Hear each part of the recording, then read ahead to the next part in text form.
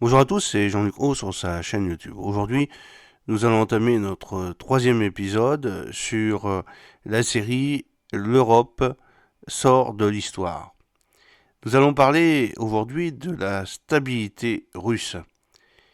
La solidité de la Russie a été l'une des grandes surprises de la guerre, comme vous avez pu le voir. Elle n'aurait pas dû l'être. Il était facile de la prévoir et il serait facile de l'expliquer. La vraie question est pourquoi les Occidentaux ont-ils eu à ce point sous-estimé leur adversaire alors que ses atouts n'avaient rien de caché et que les données les concernant étaient accessibles. Comment, avec une intelligence et community de 100 000 personnes rien qu'aux États-Unis, ont-ils pu s'imaginer que la coupure de SWIFT et les sanctions allaient réduire à merci ce pays de 17 millions de kilomètres carrés, disposant de toutes les ressources naturelles possibles et qui, depuis 2014, s'était ouvertement préparé à faire face à de telles sanctions. Pour montrer l'énormité de l'erreur de perception qui s'est étalée sur toutes les années Poutine, partons du titre d'une chronique parue dans le journal Le Monde le 2 mars 2022, signée Sylvie Kaufmann, éditorialiste du journal. Le bilan de Poutine à la tête de la Russie est une longue descente aux enfers d'un pays dont il a fait un agresseur. Voilà comment le grand journal de référence français décrivait une période qui, après l'effondrement des années 90, fut précisément celle de la sortie des enfers. Il ne s'agit pas ici de dénoncer ou de s'indigner, d'accuser de mauvaise foi les personnes qui pensent ainsi sont sincères, mais de comprendre comment de telles absurdités ont pu être écrites alors qu'il était si facile de voir que la Russie allait beaucoup mieux. Une stabilisation réussie, la preuve par la statistique morale. Entre 2000 et 2017, phase centrale de la stabilisation poutinienne, le taux de décès par alcoolisme est tombé en Russie de 25,6 pour 100 000 habitants à 8,4. Le taux de suicide de 39,1 à 13,8. Le taux d'homicide de 28,2 à 6,2. Cela signifie en chiffre brut que le décès par alcoolisme sont passés de 37 214 par an à 12 276. Les suicides de 56 934 à 20 278 et les homicides de 41 090 à 9 048. Et c'est un pays qui a vécu cette évolution qu'on nous déclare pris dans une longue descente aux enfers. En 2020, le taux d'homicide tombait encore plus encore. Et oui, à 4,7 pour 100 000, soit 6 fois moins qu'à l'arrivée au pouvoir de Poutine. Et le taux de suicide en 2021 était de 10,7, soit 3,6 fois moins. Quant à la mortalité infantile annuelle, elle est tombée de 19 pour 1000 habitants, 1000 enfants nés vivants en 2000 à 4,4 en 2020, passant au-dessous du taux américain de 5,4 donné par l'UNICEF. Or, ce dernier indicateur, dans la mesure où il concerne les personnes les plus faibles d'une société, est particulièrement significatif pour évaluer l'état général de la société. Mais ces indicateurs démographiques que les sociologues du XIXe siècle appelaient statistiques morales évoquent une réalité plus tangible et plus profonde encore que les autres. Si l'on suit les données économiques de la Russie, on observe un rattrapage, une remontée du niveau de vie rapide entre 2000 et 2010, suivi entre 2010 et 2020 d'une décélération qui résultait des difficultés provoquées notamment par les sanctions consécutives à l'annexion de la Crimée. Mais la tendance qu'illustre la statistique morale est plus régulière, plus profonde, et traduit un état de paix sociale, la redécouverte par les Russes, après le cauchemar des années 90, d'une existence stable était possible. Cette stabilité que l'on relève dans les faits les plus objectifs qui soient, les données démographiques, est devenue fondamentale dans le pays et c'est l'une des observations de Poutine dans ses discours. Les éléments objectifs n'ont pas empêché diverses ONG les plus souvent des officines indirectes du gouvernement américain qu'on peut nommer OPNG, organisation pseudo-non gouvernementale, de dégrader sans cesse la Russie dans leurs évaluations, au point d'émettre des absurdités. Quand en 2021, Transparency International, qui classe les pays du monde selon leur taux de corruption, a mis les États-Unis au 27e rang et la Russie au 136e rang, on était confronté à une impossibilité. Un pays qui bénéficie d'un taux de mortalité infantile inférieur à celui des États-Unis ne peut pas être corrompu que. La mortalité infantile, parce qu'elle reflète l'état profond d'une société, est sans doute en elle-même un meilleur indicateur de la corruption réelle que ces indicateurs fabriqués selon on ne sait par quels critères. D'ailleurs, les pays ayant la mortalité infantile la plus basse sont ceux dont nous pouvons vérifier qu'ils sont aussi les moins corrompus. Ce sont les pays scandinaves et le Japon. On constate donc que dans le haut du classement, indicateurs de mortalité infantile et de corruption sont corrélés. Le redressement économique. On ne saurait en vouloir au journal Le Monde et à la CIA de ne pas utiliser la mortalité infantile comme indicateur de tendance. Mais les données économiques, elles, étaient connues. On remarque pendant toute la période, outre une remontée du niveau de vie, un taux de chômage très faible et le retour de la Russie dans les domaines économiques stratégiques. Le plus spectaculaire concerne l'agriculture. Comme nous l'apprend David Trotti dans son ouvrage de 2021, la Russie a réussi en l'espace de quelques années, non seulement à atteindre l'autosuffisance alimentaire, mais à devenir l'un des principaux exportateurs de produits agricoles au monde. En 2020, les exportations agroalimentaires russes ont atteint le niveau record de 30 milliards de dollars, un chiffre supérieur aux revenus tirés des exportations de gaz naturel la même année, 26 milliards. Cette dynamique, qui était initialement portée par les céréales et les oléagineux, s'appuie désormais également sur les exportations de viande. Les performances du secteur agricole ont permis à la Russie de devenir exportatrice nette de produits agricoles en 2020 pour la première fois dans son histoire récente. Entre 2013 et 2020, les exportations agroalimentaires russes ont été multipliées par 3, tandis que les importations ont été divisées par 2. Un splendide pied de nez à l'époque soviétique qui fut, comme on sait, marqué par l'échec de l'agriculture. Le maintien de la Russie comme deuxième exportateur d'armes mondiales est moins surprenant. En revanche, après Tchernobyl, son nouveau et récent statut de premier exportateur de centrales nucléaires laissant la Russie, la France loin derrière, constitue une autre surprise. Rosatom, l'entreprise d'État chargée du secteur, avait en 2021 35 réacteurs en construction à l'étranger, notamment en Chine, en Inde, en Turquie et en Hongrie. Autre domaine où les Russes ont su faire preuve de flexibilité et de dynamisme, Internet. Comme il s'agit pour nous de la quintessence de la modernité, on aurait pu s'attendre à ce que les services compétents soient conscients des progrès accomplis par la Russie. Ça n'a pas été du tout le cas. Tortry explique très bien combien les Russes ont eu une attitude à la fois étatiste et libérale, nationale et souple en la matière.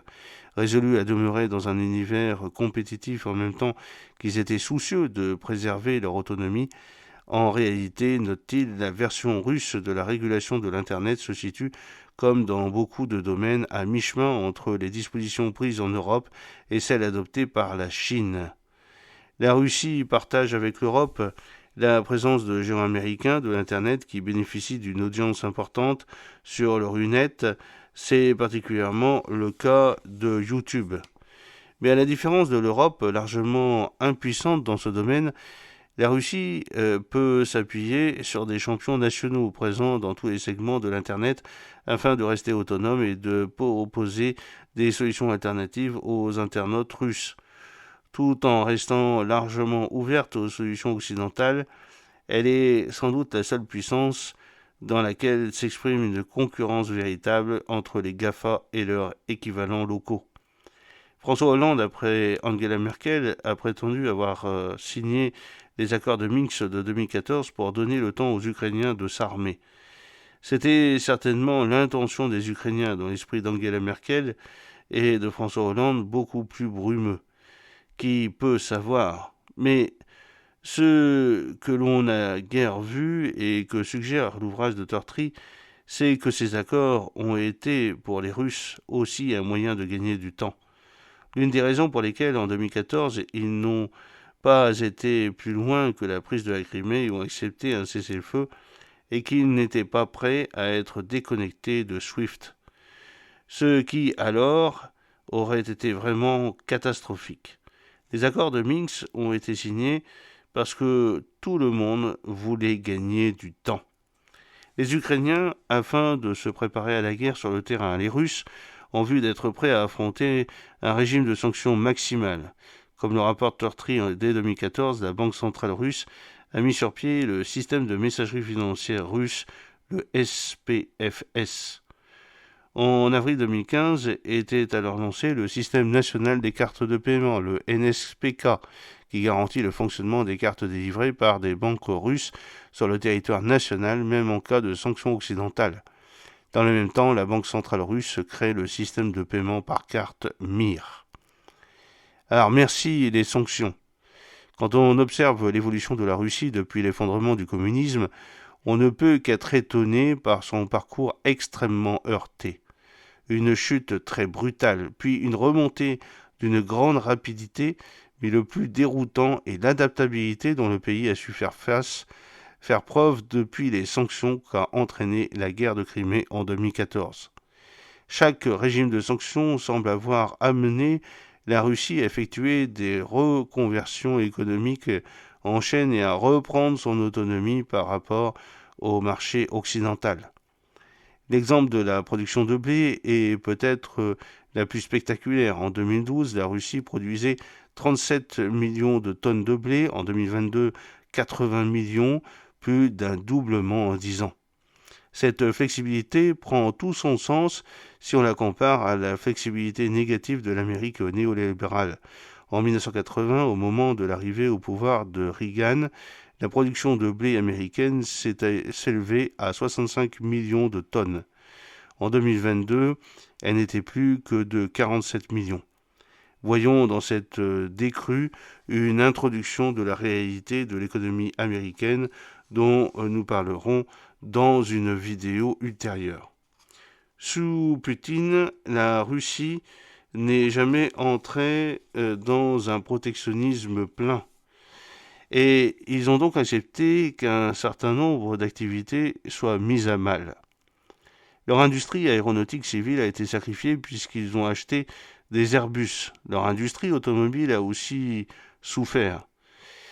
Mais si le pays a réussi à maintenir une proportion relativement élevée de sa population active dans l'industrie, à ne pas s'intégrer complètement à l'économie mondialisée et à ne pas mettre sa force de travail au service de l'Occident, comme l'ont fait certaines anciennes démocraties populaires, c'est parce qu'il a bénéficié d'un protectionnisme partiel et des circonstances.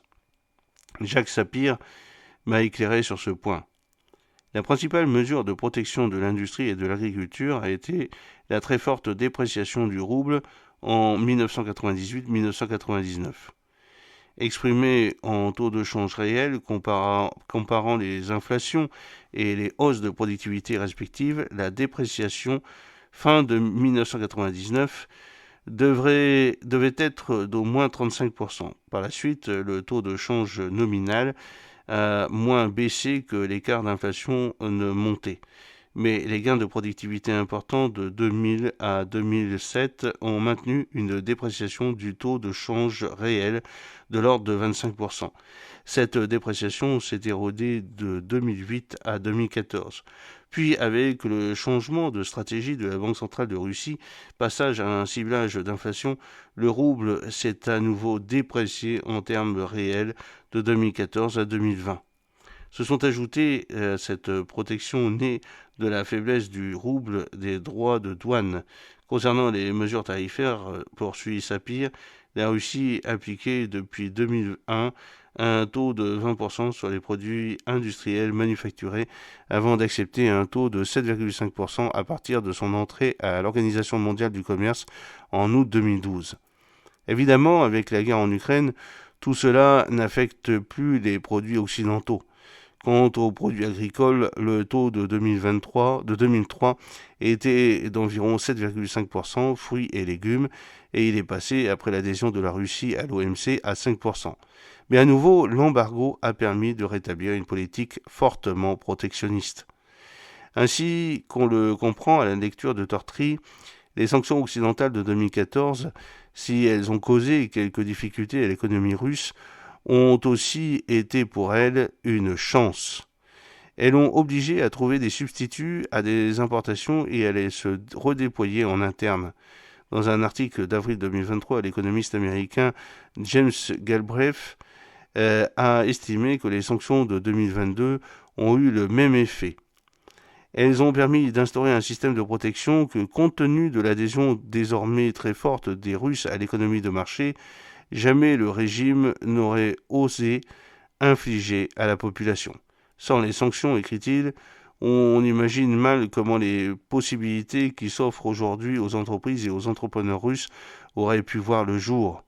Du point de vue politique, administratif, juriste, idéologue, même au début de 2022, le gouvernement russe aurait eu des grandes difficultés à prendre des mesures comparables, telles que les droits de douane, quotas et expulsions d'entreprises, étant donné l'emprise profonde que l'idée d'économie de marché exerce sur les décideurs politiques, l'influence des oligarques et les caractéristiques prétendues limitées de l'opération militaire spéciale. À cet égard, malgré le choc et les coups subis par l'économie russe, les sanctions ont manifestement été un cadeau. Poutine n'est pas Staline. Encore une fois, toutes ces données étaient accessibles. Elles montraient la force et l'adaptabilité de l'économie russe. L'essentiel, je le répète, n'est pas de les mettre en évidence, mais de se demander pourquoi les responsables occidentaux sont restés aveugles à la réalité. La représentation de la Russie actuelle, celle d'un pays dominé par un Poutine monstrueux et peuplé de Russes imbéciles, renvoie à la case Staline. Tout a été interprété comme un retour de la Russie à sa prétendue essence bolchevique. Mais outre l'excellent livre de David Tortry, analyse et commentateur spécialisé disposait des ouvrages de Vladimir Chobantok. Chobantok, 1926-2015, était né soviétique et juif à Kiev. Il fut l'un des fondateurs de la sociologie empirique en langue russe à l'époque brejnevienne. Confronté à l'antisémitisme du soviétisme pourrissant, il émigra aux États-Unis dès 1979, continuant de là-bas à travailler sur la Russie, les États-Unis et des questions de sociologie générale. Son Freedom, Repression and Private Property in Russia a été publié en 2013 au Cambridge University Press, éditeur que l'on pourra difficilement qualifier de marginal ou de hors-système. Ce livre offre la vision nuancée et formidablement compétente et hostile à Poutine d'un homme qui a vécu la Russie brejnevienne à l'intérieur et étudié la Russie poutinienne alors qu'il était devenu citoyen américain. Quand on l'a lu, il devient facile de définir le régime de Poutine, non comme l'exercice du pouvoir d'un monstre extraterrestre subjuguant un peuple passif et demeuré, mais comme un phénomène compréhensible qui s'inscrit dans la continuité d'une histoire générale de la Russie tout en présentant des traits spécifiques. Bien entendu, l'appareil d'État reste central. Comment, du reste, pourrait-il en être autrement, étant donné l'importance des ressources énergétiques ? Une entreprise comme Gazprom ne saurait être contrôlée que par la puissance publique. Bien entendu, le KGB, devenu FSB, dont Poutine est issu, continue de jouer un rôle essentiel. Bien entendu, la Russie n'est pas devenue une démocratie libérale. Pour ma part, j'aurais tendance à la définir comme une démocratie autoritaire, en affectant à chacun de ces deux termes, démocratie et autoritaire, des poids équivalents. Démocratie parce que, même si les élections sont un peu trafiquées, les sondages, et ceci n'est contesté par personne, nous montre que le soutien au régime est sans faille en période de guerre comme en période de paix.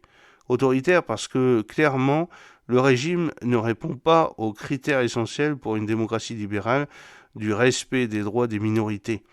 La dimension unanimiste de régime est évidente avec tout ce que cela implique de restrictions aux libertés de la presse et de différents groupes de la société civile.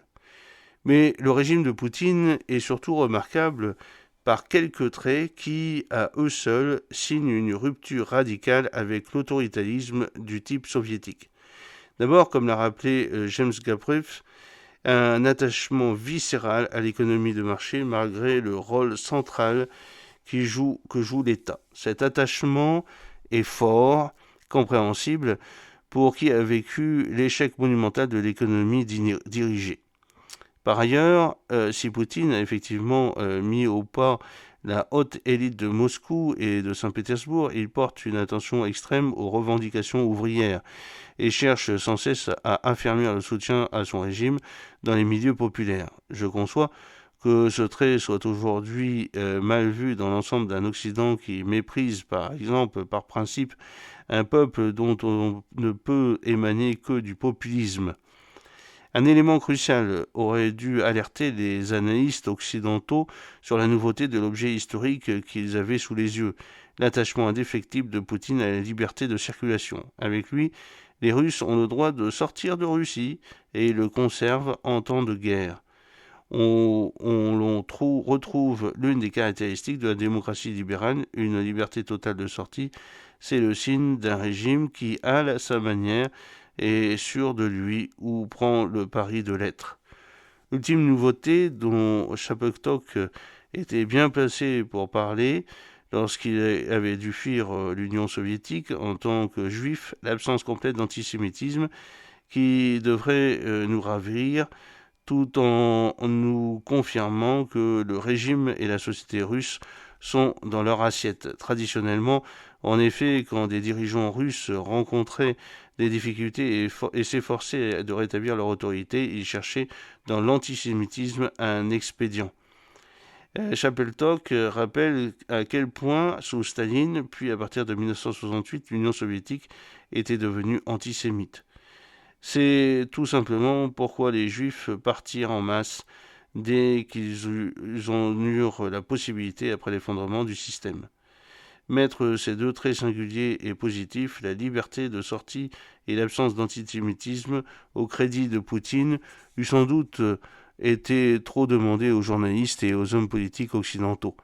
Ils auraient au moins dû les alerter sur une certaine confiance de soi du régime, sur sa stabilité. Le dogme, a priori, de la fragilité du régime menacé par ces classes moyennes les a aveuglés et continue de le faire. On l'a vérifié quand, les 23 et 24 juin 2023, les commentateurs occidentaux placèrent absurdement leur espoir dans la rébellion d'Yevgeny Prigojine, le patron du groupe Wagner. L'aveuglement occidental n'est décidément pas moins stable que le régime et la société russe. J'espère que cette petite vidéo vous a plu. N'oubliez pas de cliquer sur le pouce pour la promouvoir, de vous abonner si ce n'est pas encore fait et de partager cette vidéo sur vos réseaux sociaux. A très bientôt, fidèlement, Jean-Luc Haut.